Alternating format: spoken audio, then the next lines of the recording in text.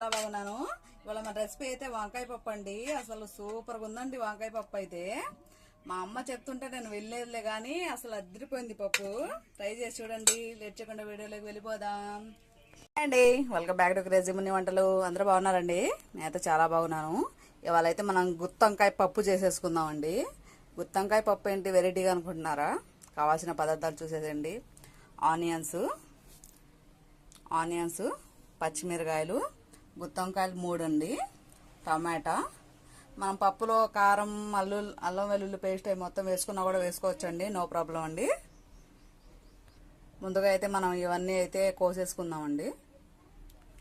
ముందైతే కందిపప్పు ఫ్రై చేసేసుకోవాలండి. ఫ్రై చేసేసుకొని మనం నీట్గా కడిగేసుకోవాలి. తర్వాత ఇంకా కుక్కర్ తీసేసుకొని మా పచ్చిమిరకాయలు కూడా ఆనియన్స్ కోసేసుకున్న ఆనియన్స్ వేసేసుకోవాలి. టమాటా కూడా వేసేసుకోవాలి. తర్వాత వంకాయలు